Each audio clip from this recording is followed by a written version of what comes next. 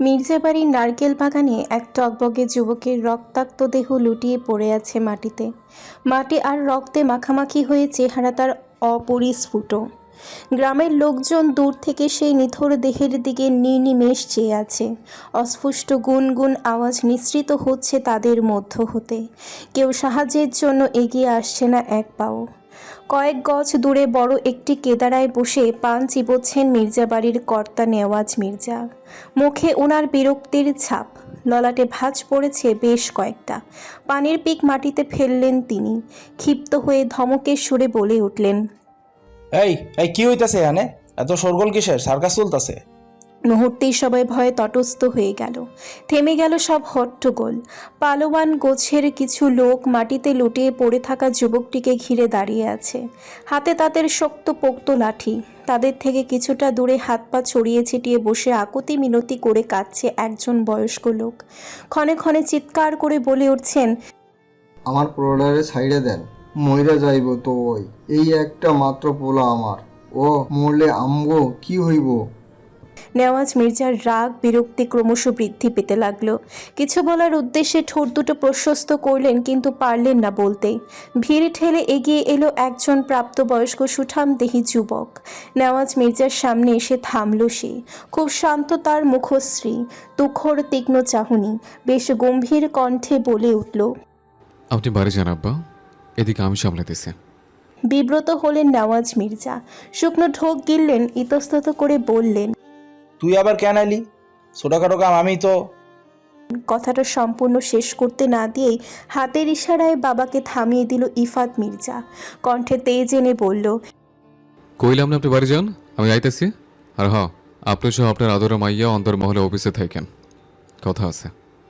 নেওয়াজ মির্জা মাথা নাড়িয়ে সবার মধ্য দিয়ে হেঁটে চলে গেলেন। পালোয়ান গোছের লোকগুলোর দিকে দৃষ্টি নিবদ্ধ করল ইফাত মির্জা। আদেশের সুরে বলে উঠল, ছেলেটাকে হাসপাতালে ভর্তি করিয়ে দাও, যত খরচ লাগিয়ে দিব। যতক্ষণে ছেলের জ্ঞান ফিরে ততক্ষণ পর্যন্ত একে ছেড়ে কোথাও যাবে না। লোকগুলো মাথা নাড়ালো। ইফাতের হুকুমে নড়ে চড়ে উঠল।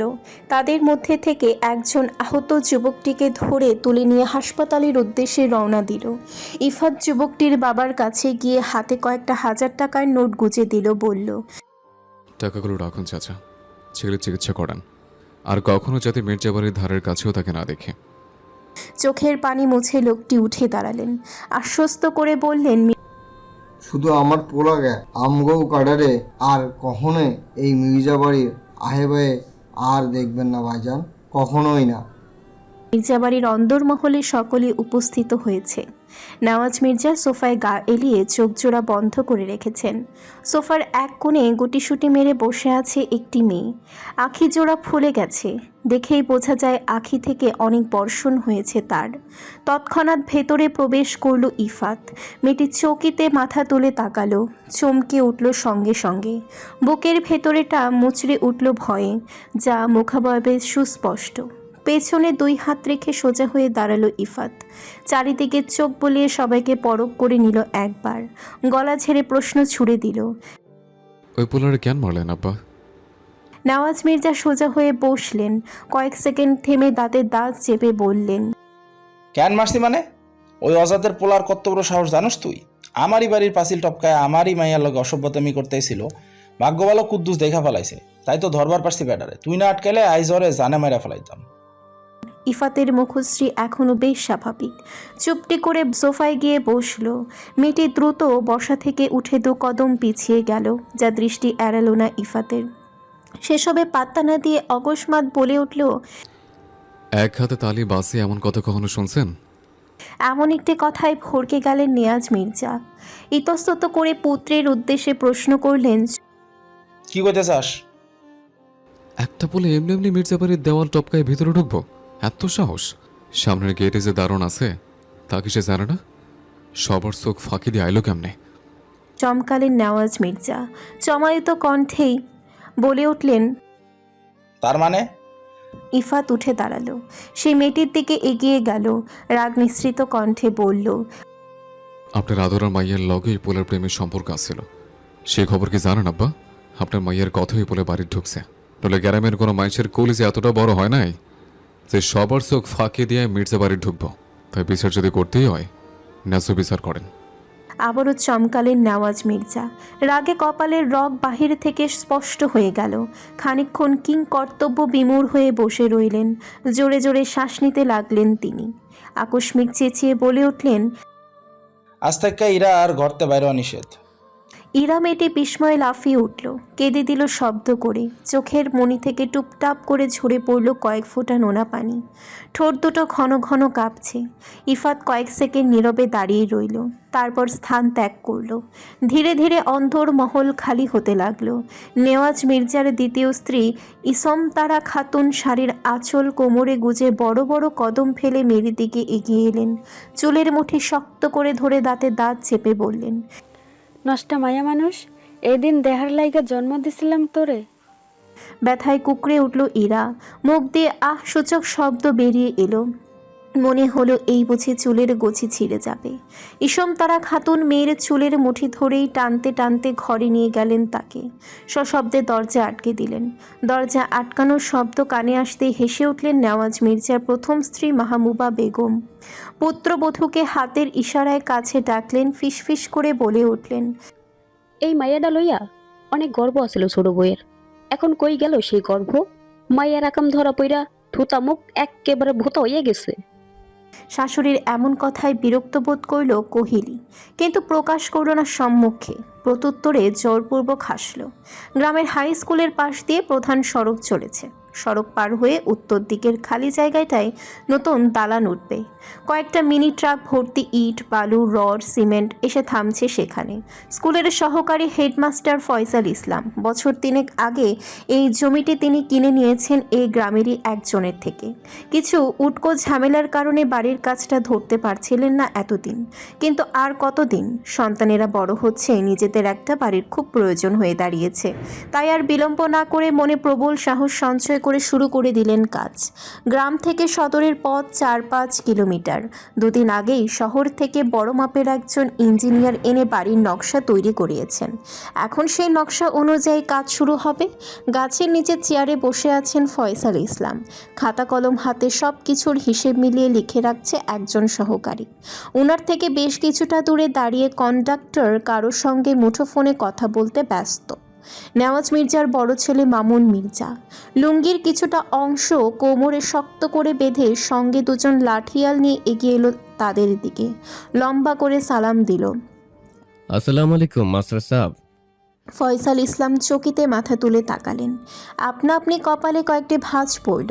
এই সময় মামুনকে এখানে দেখে বেশ অবাক হয়েছেন তিনি। সালামের জবাব নিয়ে বললেন, ওয়ালাইকুম আসসালাম। তা তুমি এই সময় এখানে? মামুন দাঁত বের করে হাসল। রহস্যময় হাসি রয়ে শয়ে বলল, আব্বার নিষেধ থাকার পরেও আপনি আবার বাড়ির কাম ধরলেন মাস্টার। আব্বার কানে খবরটা গেলে কি হইতে পারে সেই সম্পর্কে ধারণা আছে আপনার? ফয়সাল ইসলাম জোরে নিঃশ্বাস ফেলে উত্তর দিলেন, দেখো বাবা, আমি আমার নিজস্ব টাকায় এই জমিটা কিনেছি। জমির দলিল সহ যাবতীয় সকল কাগজপত্রই তো আমার কাছে আছে। তবুও তোমরা আমার এই ছোট্ট জমিটার পিছনে পড়ে আসছো কেন বলো তো? আমার জমি তো আমি যখন ইচ্ছে যা খুশি করতে পারি, তাতে সম্পূর্ণ অধিকার আছে আমার। এতে আবার কার অনুমতি নিতে যাব? ফয়সাল ইসলামের এমন তেরা উত্তর মোটেও পছন্দ হলো না মামুনের। গ্রামের লোকজন মির্জা বাড়ির মানুষদের যথেষ্ট মান্য করে চলে, সেখানে কিনা 2 দিনের বৈরাগী মাস্টারের এত সাহসিকতা। মামুন এবার কণ্ঠে কাঠিন্যতা এনে বলল, যত তাড়াতাড়ি পারেন সব মালপত্র এখান থাইক্কা সরান, কোনো কাম শুরু হইব না। মামুন তার সঙ্গে আসা লাঠিয়ালদের ইশারা দিল। সঙ্গে সঙ্গে তারা ট্রাকের কাছে গিয়ে ঝাড়ি দিয়ে বলল, আর একটা ইটও নিচে নামবো না, জানতে। তেতে উঠলেন ফয়সাল ইসলাম। চেয়ার ছেড়ে উঠে দাঁড়ালেন, প্রতিবাদ করে বললেন, তুমি বাধা দেয়ার কে? অনেক সহ্য করেছি তোমাদের, কিন্তু আর নয়। আমি এখানেই বাড়ি বানাবো। বাড়ির কাজ কাল থেকে শুরু হবে। বেশি বাড়াবাড়ি করলে আমি থানায় যাব। দেশে আইন বলেও কিছু আছে, মনে রেখো। থেমে গেল লোক 2জন। মামুনের মুখখানা মলিন হয়ে গেল। আর কথা বাড়ালো না সে, বরং চুপচাপ স্থান ত্যাগ করল। কন্ডাক্টর বরকতুল্লাহ এগিয়ে এসে সন্দেহান কণ্ঠে বললেন, মির্জা পুত্র এত সহজে চুপচাপ চলে গেল? নিশ্চয়ই খারাপ কোনো মতলব আছে। থাকুক মতলব, যা ইচ্ছে করুক। আপনারা আপনাদের কাজ করুন, আমিও দেখে নেব এদের। মির্জা বাড়ির সামনে মাঝারি আকারের একটা বাগান, যেখানে বসার জন্য চেয়ার টেবিলের ব্যবস্থা আছে। আশেপাশে বিভিন্ন ফুল এবং ফল গাছ। সেখানেই বসে আছেন নেওয়াজ মির্জা। ওনার ঠিক সামনে বসে আছে ঘটক চেরাগ আলী। মনের সুখে পান চিবোচ্ছেন তিনি। নেওয়াজ মির্জা গলা খাকারি দিয়ে বললেন, ইরার লেগা আমার ভালো একটা সম্বন্ধ চাই, যত তাড়াতাড়ি সম্ভব আমি ওর বিয়া দিতাম চাই। চেরাগ আলী পানের পিক ফেলে লাল রঙা দাঁতগুলো বের করে হাসলেন। বাম হাতের কাঁধে ঝোলানো ব্যাগ থেকে কয়েকটা ছবি বের করলেন। তার থেকে একটা ছবি নেওয়াজ মির্জার দিকে এগিয়ে দিয়ে বললেন, পোলা খুব ভালা, পেশায় ডাক্তার, অনেক দিন ধরে সংসারে মাইয়া খুঁজতাছে। আপনি কইলে হ্যাঁ করে ফোন দিয়ে আইতে কই। কিসা ডাক্তার? চেরাগ আলী আবারও হাসলেন, বললেন, পশুর ডাক্তার। কথাটা কান পর্যন্ত পৌঁছাতেই মেজাজ বিগড়ে গেল নেওয়াজ মির্জার। ভ্রুজোড়া কুচকে ধমকের স্বরে বলে উঠলেন, কি আমার মাইয়ারে পশুর ডাক্তারের লগে বিয়া দিমু? চেরাগ আলীর মুখখানা চুপসে গেল। সামনের ব্যক্তি যে রেগে গেছে তা তিনি বুঝতে পেরেছেন। জোরপূর্বক হেসে আরেকটা ছবি বের করে বললেন, আগে আমার কাছে আরও ভালো পোলা আছে, আপনি যেইটা ইচ্ছা ওইটা বাচ্চা লইবেন। এই যে এই পোলাটা হইতেছে ইঞ্জিনিয়ার, বাপ মা সহ কানাডায় থাকে, বিয়ার পর বউরেও সাথে নিয়ে যাব। এবার যেন স্বস্তি ফিরে পেলেন নেওয়াজ মির্জা। ছবি দেখে ছেলেও পছন্দ হয়েছে ওনার, যদিও মেয়ের থেকে ছেলে বেশ কয়েক বছরের বড়, তবুও তাতে কোনো ভ্রুক্ষেপ নেই। ঘটকের উদ্দেশ্যে বললেন, তাই তো কও পোলার পরিবারের লোকজন রে, সামনাসামনি কথা কই। বিয়াটা যদি ভালায় ভালায় হইয়া যায় তাইলে তোমারে কিন্তু মোটা অঙ্কের বকশিস দিমু। চেরাগ আলী খুশি হয়ে গেলেন। আরও কিছুক্ষণ নেওয়াজ মির্জার সঙ্গে এই বিষয়ে কথা বললেন। তারপরে চা বিস্কুট খেয়ে বিদায় নিলেন। বাম হাত দিয়ে লুঙ্গির এক অংশ শক্ত করে ধরে বড় বড় কদম ফেলে এগিয়ে এলো মামুন। কপালে তার বিন্দু বিন্দু ঘাম জমেছে। ফর্সা মুখশ্রীতে রাগ স্পষ্ট।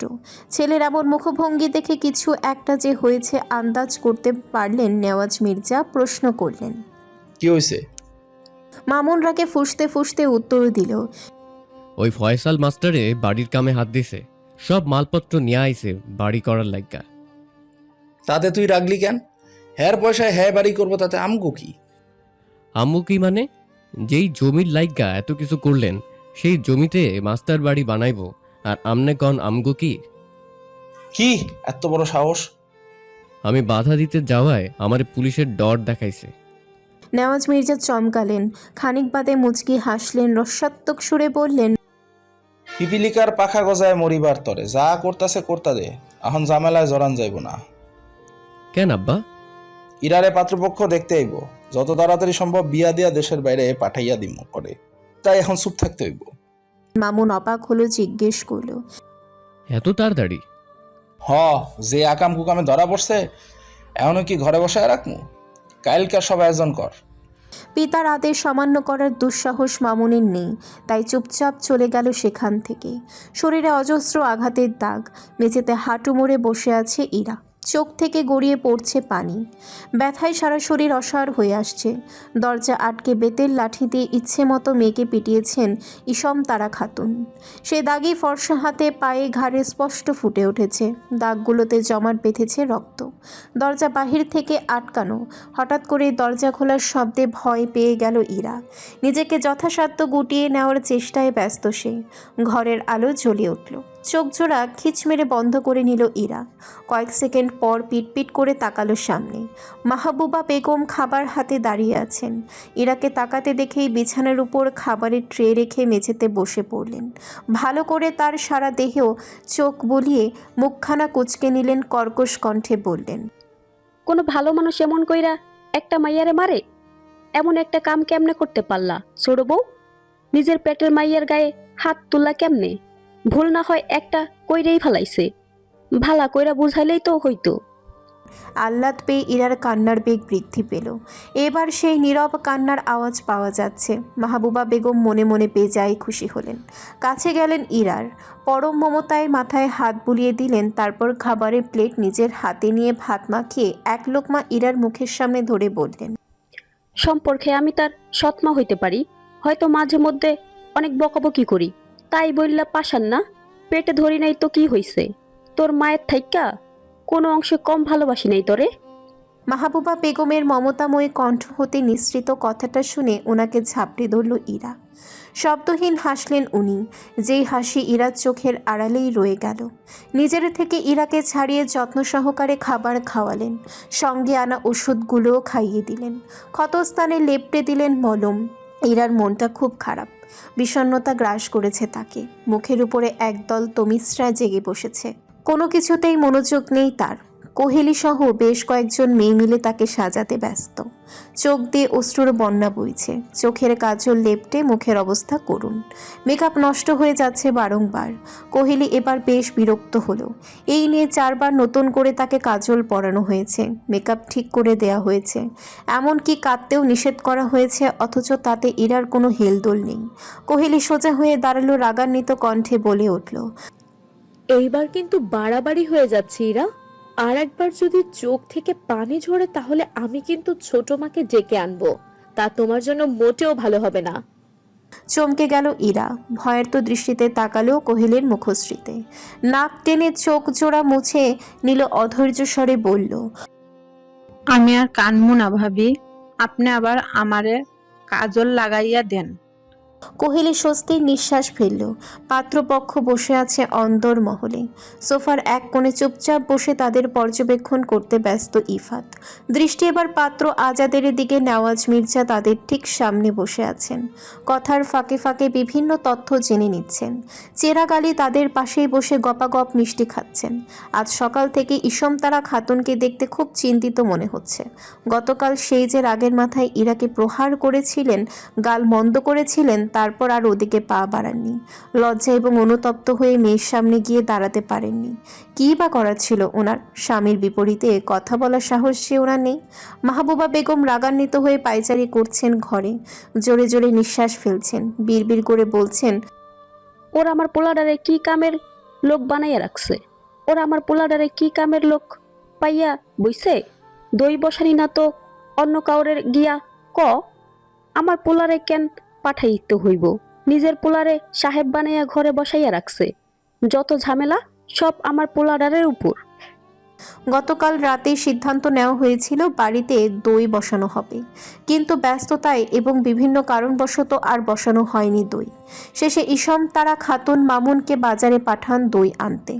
যতই হোক এই গরমে ভারী খাবার শেষে পাতে একটু দই কিংবা জর্দা না থাকলে কি হয়? এই বিষয়টি মূলত মাহবুবা বেগমের পছন্দ হয়নি। ইরাকে সাজানো শেষ, মেকআপের মাধ্যমে তার গালের 5 আঙ্গুলের দাগ ঢেকে দেওয়া হয়েছে। নেওয়াজ মির্জা লোক পাঠিয়েছেন মেয়েকে অন্দরমহলে নিয়ে আসার জন্য। কোহেলি ননদের মাথায় বড় সড়ো একটা ঘোমটা টেনে দিয়ে তাকে নিয়ে অন্দরমহলে উপস্থিত হলো। আর চোখে নেওয়াজ মির্জার পানে তাকালো ইরা। পিতার ক্রোধ মিশ্রিত আখিদয় অবলোকন হতেই সবাইকে সালাম দিল। সৌজন্যমূলক হেসে তাদের সামনে বসলো। আজাদের পরিবার একে একে প্রশ্ন করা শুরু করলো তাকে। দুপুরের খাওয়া শেষে সবাই বিদায় নিয়ে মির্জা বাড়ি থেকে চলে গেল। মেয়েকে তাদের পছন্দ হয়েছে, তাই আজই বিয়ের দিন তারিখ ঠিক করে গেছেন। তাদেরকে বিদায় দিয়ে ভেতরে প্রবেশ করলেন নেওয়াজ মির্জা। মুখে ওনার আনন্দ বিরাজ করছে। ইরা দৌড়ে গিয়ে বাবার পায়ে পড়ল, হাউ মাউ করে কেঁদে দিল। কান্না জড়িত কণ্ঠে আকুতি মিনতি করে বলল, আব্বা গো, ও আব্বা, এমনটা কইরেন না আমার লগে। এই বিয়া যে আমি করতে পারমু না আব্বা। মনের বিরুদ্ধে গিয়ে বিয়া করলে সেই বিয়া কি বৈধ হয় আব্বা? বিরক্ত হলেন নওয়াজ মির্জা। চোখ মুখ কুঁচকে নিলেন, বললেন, বৈধ অবৈধর আবার কি আছে রে? ফকিন্নির পোলার লগে যে আকাম কুকাম করছস তাতে কি তোরে ঘরে রাখা যাইব? সর এনতে। কান্নার বেগ বেড়ে গেল, সাথে বাড়ল অভ্যন্তরের কম্পন। এগিয়ে এলো ইফাত, পিতার উদ্দেশ্যে বলল, সবই মানলাম আব্বা, কিন্তু পোলা তো এর থেকে বয়স অনেক বড়, এই বিয়ে কি যায়? যাইব না কেন? তোর মা আমার থেকে 11 বছরের ছোট, তাই বইলা কি আমরা সংসার করতেছি না? কিন্তু ছেলেকে হাতের ইশারায় থামিয়ে দিলেন তিনি। গম্ভীর কণ্ঠে বললেন, কেউর কোনো কথা আমি শুনবো না, এই বিয়া হইব, এটাই শেষ কথা। কথাটা শেষ করে চলে গেলেন নিজ কক্ষে। ইরার দৃষ্টি এবার ভাইয়ের দিকে। কান্নাজড়িত কণ্ঠে আবার বলে উঠল, মেজো ভাই, এই বিয়া আমি করমু না। ফোঁস করে একটা নিঃশ্বাস ছাড়ল ইফাত। বোনকে কি বলে সান্ত্বনা দিবে বুঝতে পারল না। আজ এমন একটি অন্যায় কাজ যদি সে না করতো তাহলে এমন একটি পরিস্থিতিতেও পড়তে হতো না তাকে। ভাইয়ের থেকে উত্তরের আশায় তাকিয়ে আছে ইরা। ইফাত কিছুক্ষণ নীরবতার পর আশ্বস্ত করে বলল, ঘরে যা, দেখি কি করা যায়। কিছুটা আশার আলো দেখতে পেল ইরা। চোখের পানি ডান হাতের উল্টো পিঠে মুছে ঘরে চলে গেল। স্কুল শেষে নিজের জমিটায় এসে দাঁড়ালেন ফয়সাল ইসলাম। চোখে ওনার আনন্দ চিকচিক করছে। এই জমিটা নিয়ে একটা সময় কত ঝামেলাই না পোহাতে হয়েছে, কিন্তু কেন এত ঝামেলা তাই বোধগম্য নয় ওনার। তবে যাই হোক, এতদিন নিজের একটা বাড়ির স্বপ্ন দেখেছেন উনি, যা পূরণ হতে চলেছে খুব শীঘ্রই। শিখা বেগম বসার ঘরে বসে কাঁথা সেলাই করছেন। স্বামীকে ভেতরে প্রবেশ করতে দেখে কাঁথা রেখে দৌড়ে রান্নাঘরে গেলেন। শরবত তৈরির জন্য আগে থেকেই সবকিছু ঠিকঠাক করে রেখেছিলেন। চটজলদি শরবত বানিয়ে বাইরে এলেন। স্বামী থেকে এগিয়ে দিলেন গ্লাসটি। ফয়সাল ইসলাম এক নিঃশ্বাসে শরবত পান করে টেবিলের উপরে খালি গ্লাসটি রাখলেন। শিখা বেগম শুধালেন,